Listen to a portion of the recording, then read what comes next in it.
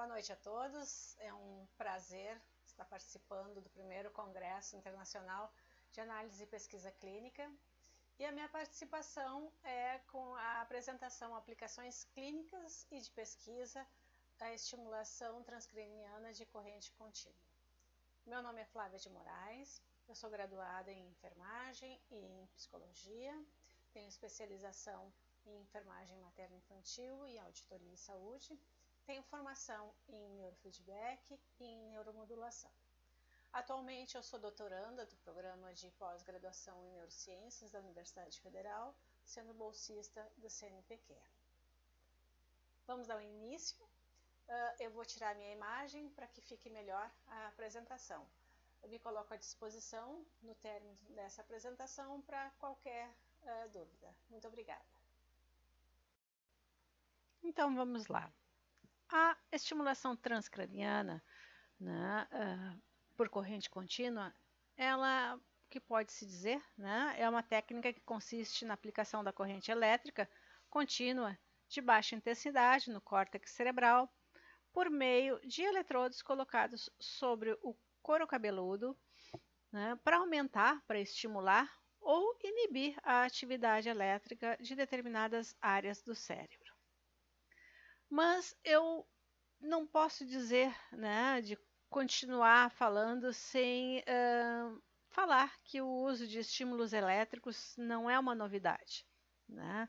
Estribônios Largos, né, era um médico do imperador romano Cláudio, né? Ele já fez uma descrição lá nos anos 41 a 54 depois de Cristo, né? Escreveu como posicionar um peixe torpedo sobre o escalpo para liberar a corrente elétrica intensa, né, para que assim aliviasse a dor de cabeça. Também, né, essas aqui são algumas das propagandas de 1700 e alguma coisa já divulgava a eletricidade como uma terapêutica para a saúde, para cura de vários males e também para estética. Mas, é claro que mais adiante, estudos mais aprofundados, graças aos experimentos de Newton, Krasenstein, Galvani, Volta e Aldini, que a gente conseguiu, digamos, evoluir e chegar, né, nos conhecimentos que a gente tem na atualidade. Muitas vezes a gente já ouviu falar dos experimentos, né, do Galvani com relação às rãs, né? Mas foi Aldini um dos mais importantes para a estimulação elétrica transcraniana, né? Aldini era sobrinho do Galvani e propagava o galvanismo. Ele realizava tratamentos para as mais variadas doenças psiquiátricas. Ele trabalhava no Hospital Psiquiátrico de Paris, né? Ele fazia vários experimentos e foi o primeiro paper que pode-se dizer, né, que foi feito, era um paper chamado Melancolia, e ele tratava de 3 casos de pacientes do Hospital Psiquiátrico de Paris, usando a estimulação elétrica nessas pessoas com melancolia.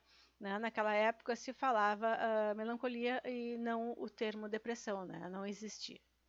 O que ele fazia eram vários experimentos com cadáveres, né, de presos. Né? O que ele fazia era estipulava a musculatura desses corpos, né, que gerava um potencial de ação e, lógico, fazia com que eles se mexessem.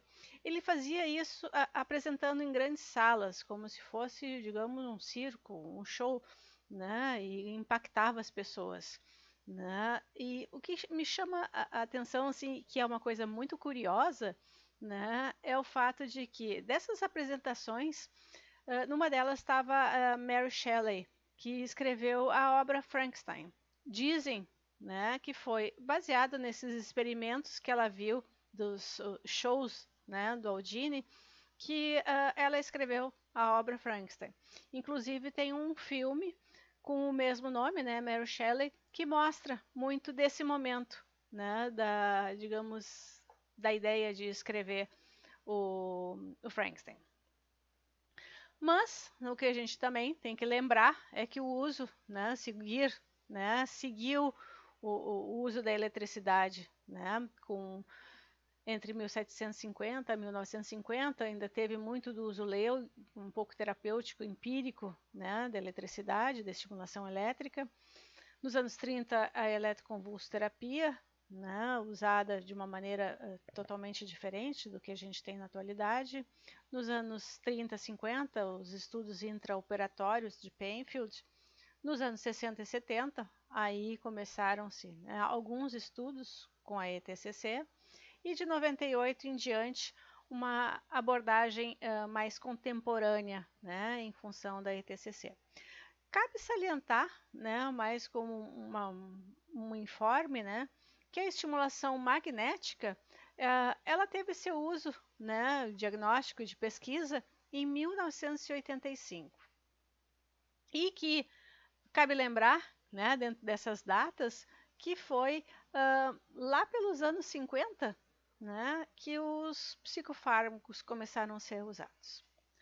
Bom, mas a pesquisa voltou, como foi dito, né, de 98 em diante, uma abordagem mais contemporânea, mas a partir do momento onde o Nietzsche e o Paulus na Alemanha e o Priori na Itália, que se detiveram a mais estudos a respeito. Né? Esse aqui é Nietzsche, fazendo uma aplicação do ETCC nele mesmo. Bom, mas antes de conversarmos propriamente dito sobre ETCC, ou também chamado TDCS, Transcranial Direct Current Stimulation, nós vamos entender um pouquinho do que pode se definir de neuromodulação e neuroplasticidade, que é fundamental para o funcionamento da ETCC. Né? A neuromodulação é o uso de técnicas, né? Vou botar mais uma vez aqui, de estimulação elétrica, magnética, visual, sonora, química, hoje manipulação genética, com o objetivo de modular a atividade de elementos neurais, né? Neurônios, circuitos, suas redes, sem que haja o principal, né? Que não haja dano ao tecido nervoso. Né? Então, a neuromodulação que pode se ver, ela está muito ligada né, ela está associada à plasticidade cerebral. Né? Ele se refere às alterações anatomofuncionais do cérebro, se relaciona à prática, à apresentação de estímulos, à alteração de ritmos cerebrais. Né? Então, tudo em respostas a esses estímulos que são dados.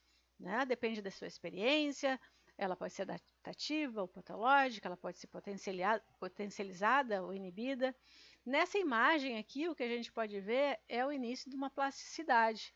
Né? São dois neurônios começando a trabalhar, né? Fazendo movimentos para que eles façam as suas conexões. Vocês podem ver que aqui também existem alguns dendritos, né? Algumas terminações nervosas também se desenvolvendo para que aumentem, né, essas conexões. Então, por isso a gente diz que depende muito da neuroplasticidade. Essa capacidade, né, que existe dessa rede neuronal de se conectar entre si.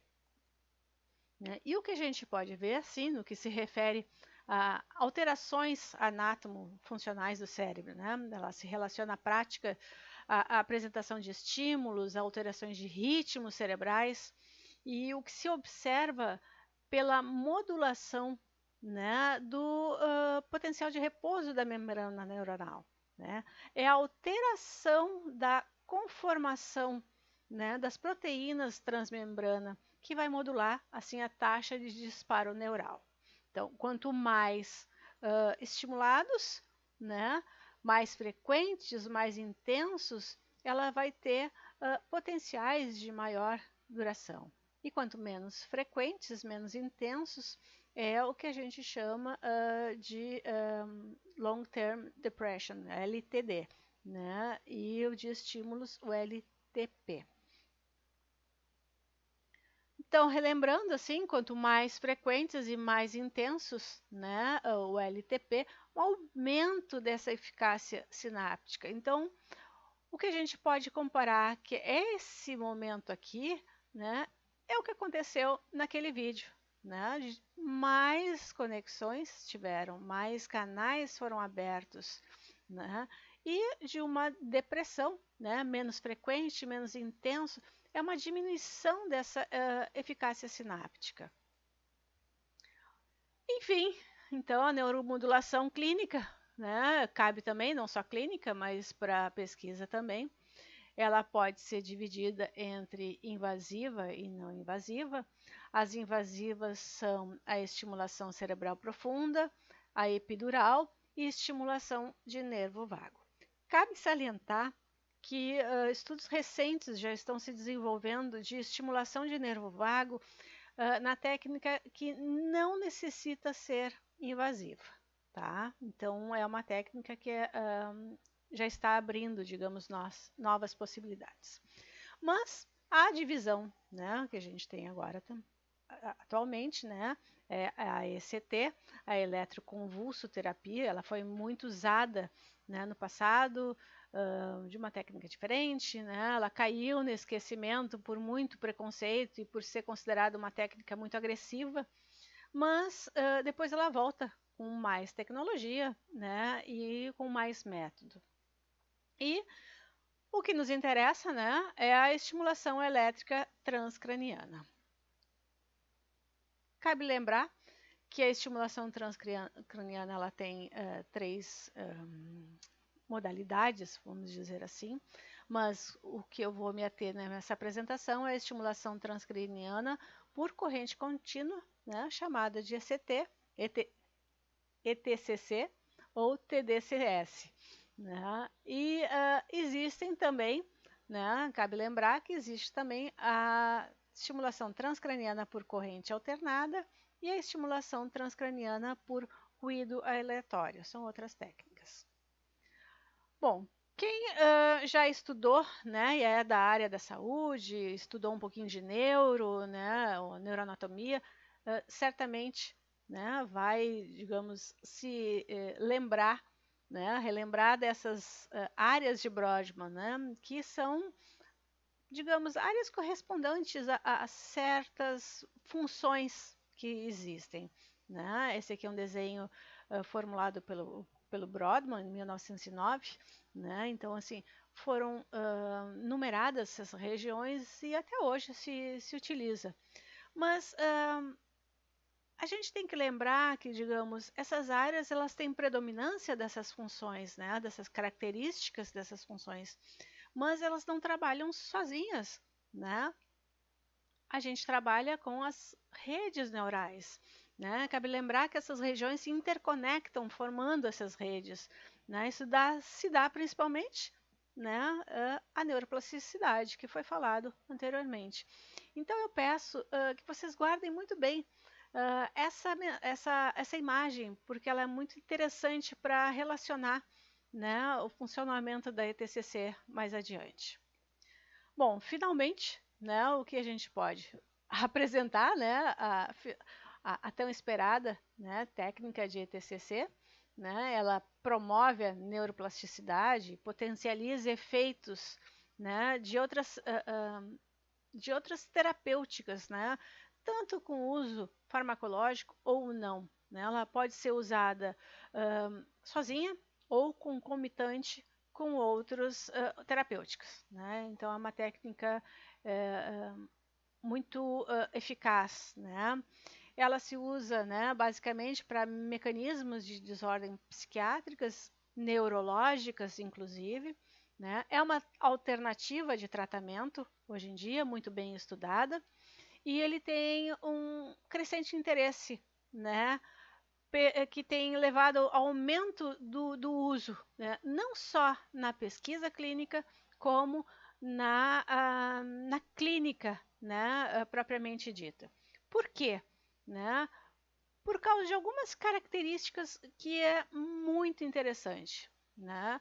Existe um baixo custo, né, pela apresentação, digamos, de adquirir esse equipamento, um equipamento que ele é carregado com uma bateria, né? Não necessariamente esse tipo, mas existem vários tipos de aparelhos, né? Então eles são carregados com baterias, algumas recarregáveis, outras não. Então não tem contato, digamos, direto na tomada, vamos dizer, né?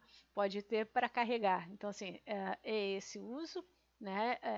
Ele é pequeno, se vocês compararem o tamanho desse modelo com a caixinha, ela praticamente é essa, tem algumas que são até menores, né? Com um baixo custo, de fácil manuseio, porque não existe muitos, digamos, parâmetros para se regular, né? Ela é muito eficaz, ela tem pontos certos para determinar, então assim, não tem muitas regulagens, tem os parâmetros para botar, mas digamos, já consegue pré-determinar o seu uso. Ela é muito segura, né? Tem muita segurança e tolerabilidade, inclusive por apresentar uma taxa de efeitos adversos muito baixas, né? E então, com isso, o que, que se faz, né? Com isso se tem uma alta aceitabilidade, né? Por quê? Porque essa taxa de abandono ou descontinuação de tratamento, que a gente chama por dropouts, ou por qualquer motivo que seja, né? Existe muito, é muito baixa, né? Assim, e o que se tem dessas taxas de abandono é estatisticamente semelhante às pessoas que utilizaram, digamos, se comparando com um grupo placebo, onde pessoas que não utilizaram, né?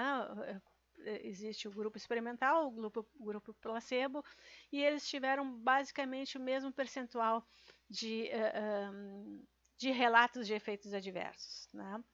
E a portabilidade, que pode ser feita, né? Se carrega muito fácil. Então, por exemplo, para citar a estimulação magnética, né? É um aparelho grande, é um aparelho que tu não tem como carregar, né? De um laboratório para outro, né? Além de ser um equipamento muito caro.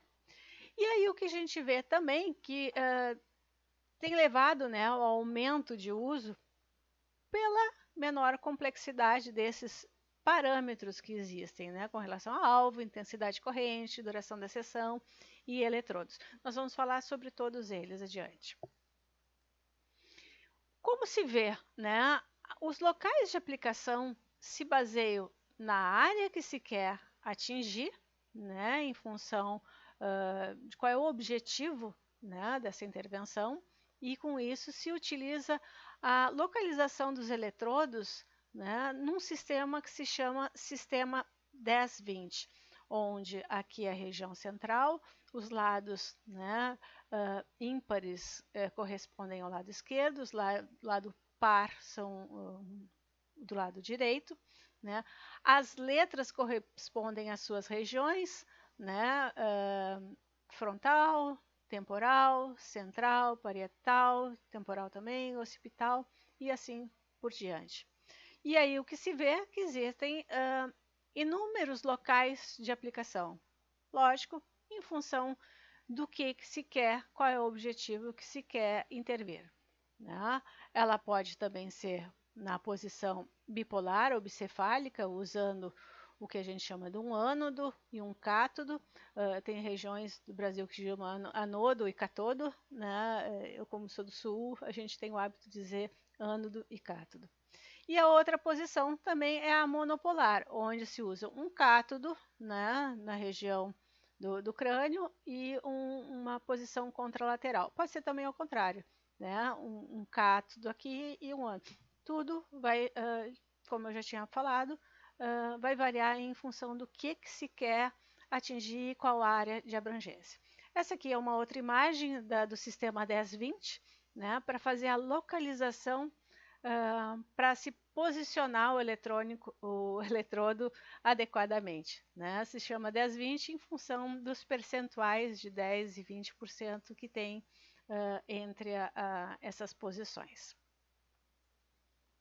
Bom, os parâmetros, como foram falados, né? Tudo vai depender, né, do qual é o objetivo dessa, né, neuroplasticidade. E vai se levar em conta esses 5 parâmetros, né? A área cortical, a polaridade da corrente, a intensidade da corrente, a duração e o tamanho dos eletrodos. Como foi falado, esse aparelho aqui, ó, vocês podem ver, ele tem a bateria, não tem conexão, digamos, com uma tomada, né? Se usa aqui o ânodo, aqui o cátodo, em função dessas cores, né? Se padronizou pelo vermelho o ânodo e o azulzinho o cátodo, que se vê, né? O que se vai fazer? A estimulação anódica, né, que vai ser a facilitação cortical, o LTP que a gente falou, né, e a estimulação catódica, que é a inibição cortical, que é o LTD-like, né, como se fosse o LTD. O que eles podem fazer? Eles podem durar, né, essa estimulação, ela pode durar os seus efeitos, né, iniciais, mais de 24 horas, na dependência dos parâmetros utilizados, né? Ela envolve o que se faz, né? A aplicação, né, de eletrodos nessas áreas do escalpo, né, levando em conta as outras coisas comentadas, né, como a corrente, o tempo, intensidade, né, os efeitos que são dependentes da polaridade, a ideia do que se quer, né, fazer uma estimulação anodal, né, ou catodal. Então isso vai se observar, eu vou falar um pouquinho adiante também. Mas para isso a gente tem que lembrar, sim, desses parâmetros, né, daquela posição que se escolheu, onde se quer atingir, e lembrar que quando se coloca, né, aquele eletrodo revestido por uma esponja, que também vai ser falado adiante, ela ultrapassa várias camadas, né, do crânio até chegar no neurônio piramidal. Então, a área cortical, né? Qual é a área de abrangência que se quer? Dependendo da posição, como já foi falado. Uma posição onde ela se encontra mais dispersa, né, mais distante, a gente vai ver que ela vai ter uma abrangência maior. Ela não vai ser tão específica, mas ela vai ter uma abrangência muito maior. Elas estão mais próximos, né? Ela vai ter uma região mais específica, né? Essa região onde está vermelho são as regiões que têm, digamos, uma atuação muito maior. Existe digamos, um ETCC um pouquinho diferente, que também está sendo estudado, né, na atualidade, mas ele é muito específico, que é o HD-TDCS, que em vez de eletrodos grandes, assim, com esponjas e tudo mais, são utilizados no sistema de pontos bem específicos, também com esponjas, mas assim, elas são muito menores, que são 4 cátodos para um ano. Para quê? Para se ter uma ação bem específica. Mas isso é uma, digamos, pode ser considerado uma outra técnica, né? Bom, polaridade da corrente, né? Existe um ânodo e um cátodo, onde ele vai correr da área do ânodo até, né, esse cátodo, fazendo com que, né, mostrando aqui, esse ânodo ele vai correr, ele vai aparecendo aqui, né? Vou tirar. Ele vai correr do lado do ânodo via, né, neurônio piramidal até o cátodo. E aí o que se vê? Nessa região, né, onde tem um ânodo, né, vai ocorrer uma despolarização. E na área do cátodo vai ocorrer, né, na soma, uma hiperpolarização. Aqui o que a gente pode ver? Né? Então, eu falando polarização, né? Lembrar que a ETCC ela não gera potencial de ação. Né? O que ela vai fazer? Ela vai modular o potencial de membrana, certo? Não chegando a ter um potencial de ação. O que vai acontecer? Vão sair sódio, né? E vão ser liberados na intermembrana mais sódio, ocorrendo despolarização. E com o cátodo, que é a área de inibição, o que vai acontecer é a saída de potássio dessa intermembrana, fazendo com que assim ocorra a estimulação. Né? Aqui mostrando, isso aqui seria digamos, a ação, né, normal, digamos, do neurônio, e com a estimulação anodal ela vai facilitar, né, com que ocorra a maior mobilidade. A intensidade da corrente, né, o que a gente lembra que geralmente se usa de 1 a 2 miliamperes, tá? Alguns casos se utiliza 2,5 microamperes, tá? Miliamperes.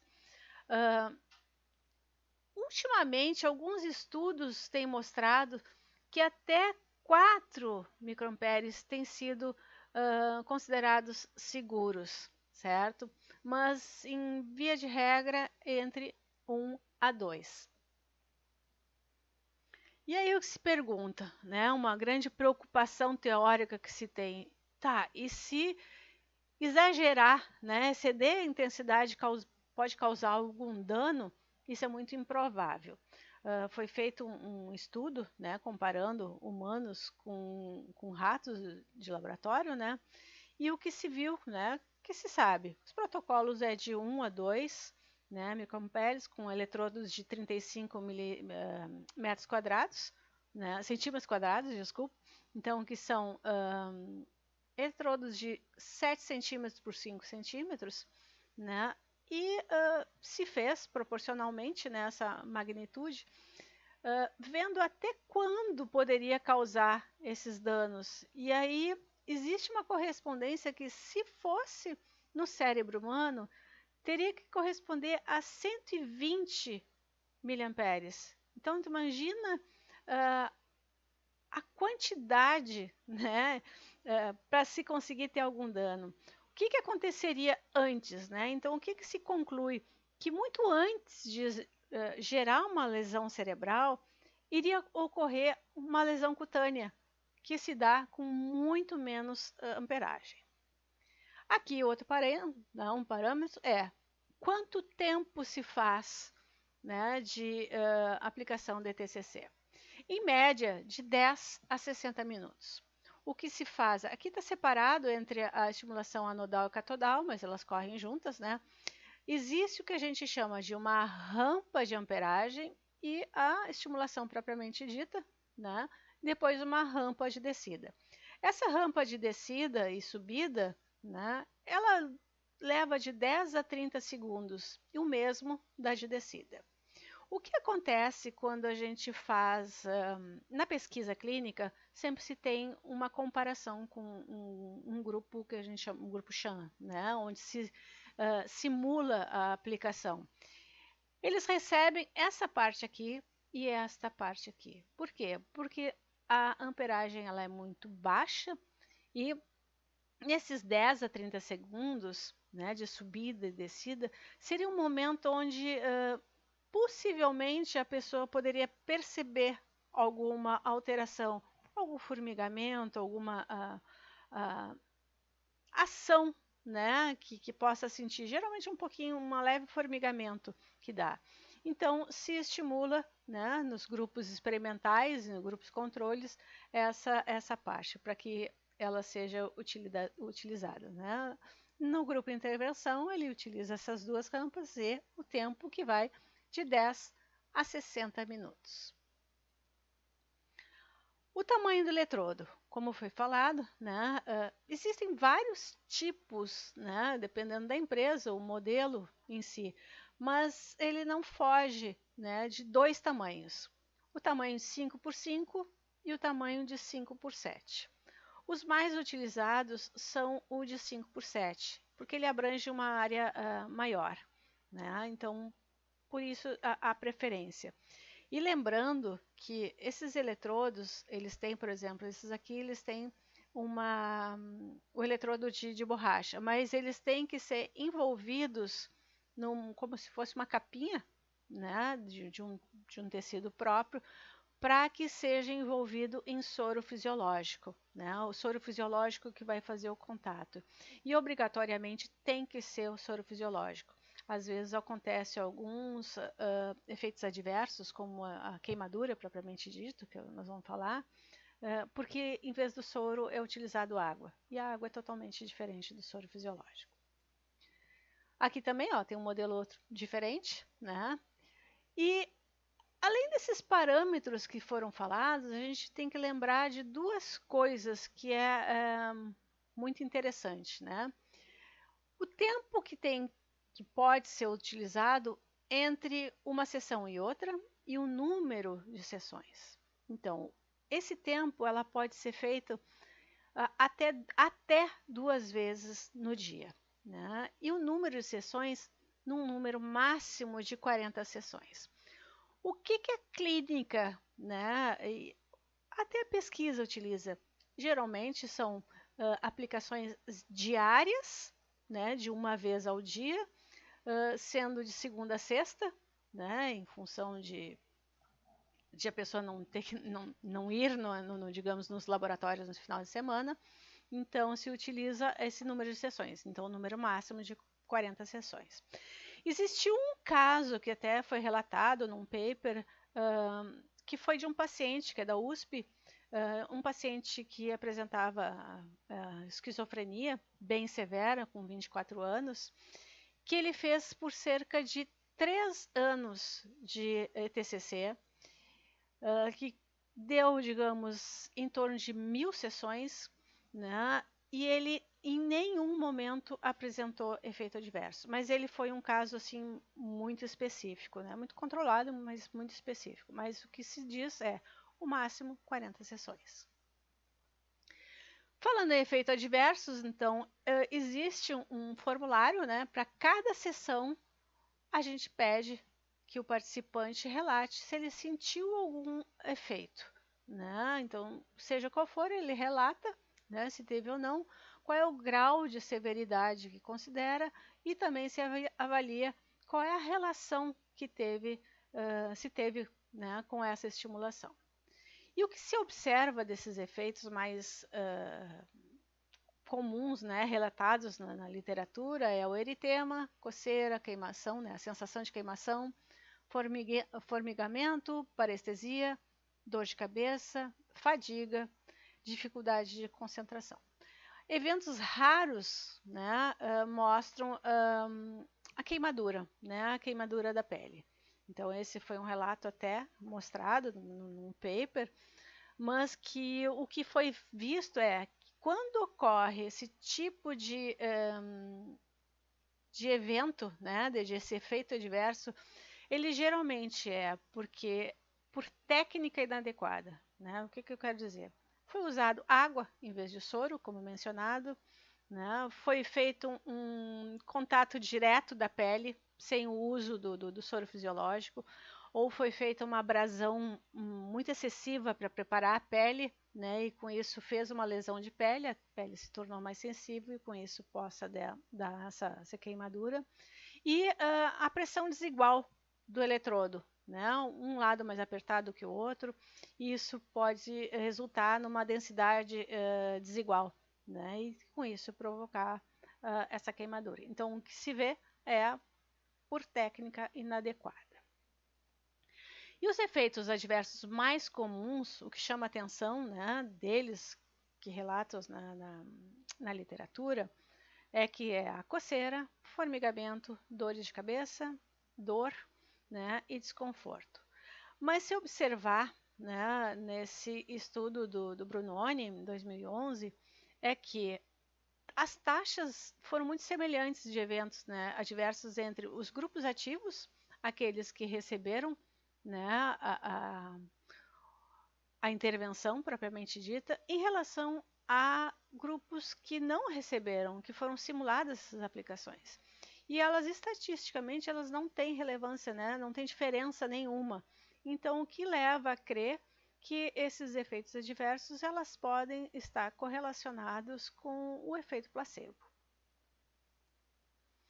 E as recomendações que se tem, né, para o uso, digamos, da ETCC, é que existe já a depressão, ele é considerado um nível A, né, de uso, né, totalmente comprovado, né, e com grande eficácia.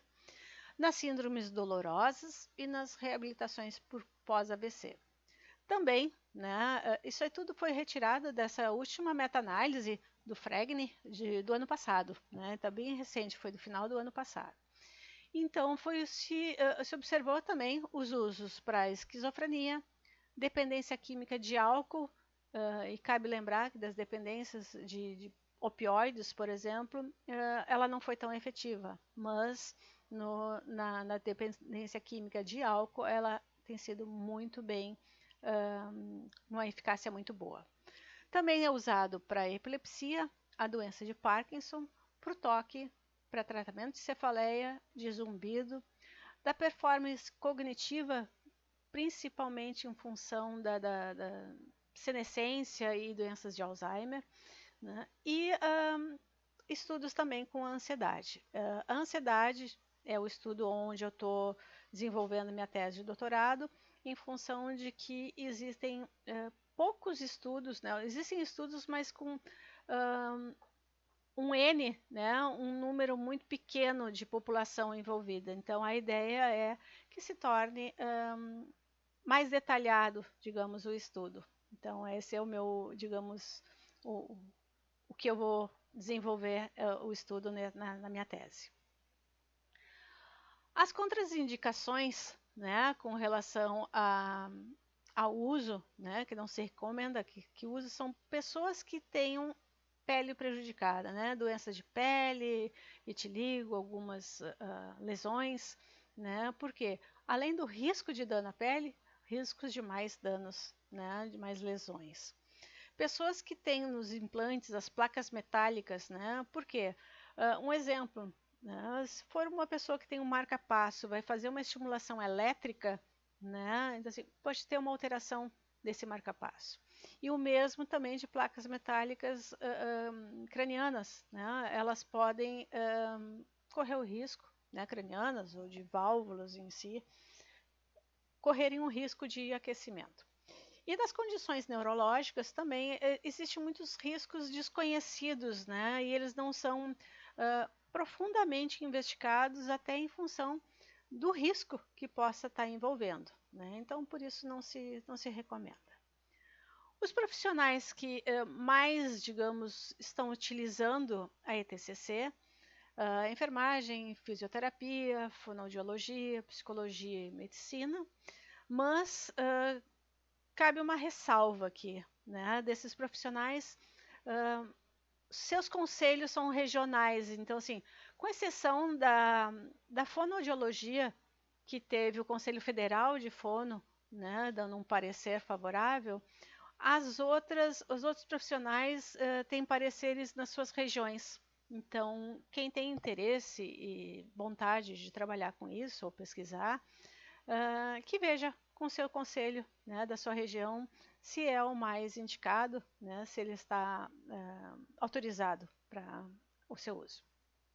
E as recomendações, né, para quem quer trabalhar com ETCC é que use, né, aparelhos com aprovação da Anvisa, isso é fundamental, que tenham um parecer favorável, né, principalmente se for usado na pesquisa, né, checar consensos na literatura, né, e um bom exemplo de busca é a PubMed. Com isso, consegue ver quais são os aparelhos mais indicados, mais validados para pesquisa, né? E quem também tem interesse na pesquisa, né, que tenha, sem dúvida nenhuma, isso é uma coisa que todos sabem, quem trabalha com pesquisa sabe, mas nunca é falta, né, de mencionar, é que tenha a devida aprovação do Comitê de Ética do local de pesquisa antes de iniciar. E fundamental também, eu acho que tanto para pesquisa, mas e para também o uso no consultório, no uso na clínica, é apresentar o termo de consentimento livre e esclarecido para todos os participantes, os pacientes, os clientes, né, mostrando todas as informações, seus riscos, seus benefícios, contatos, responsabilidades e tudo mais. Isso é digamos, a ETCC é uma tendência de se utilizar cada vez mais, mas é fundamental que se tenha muito um amparo técnico e científico por trás disso.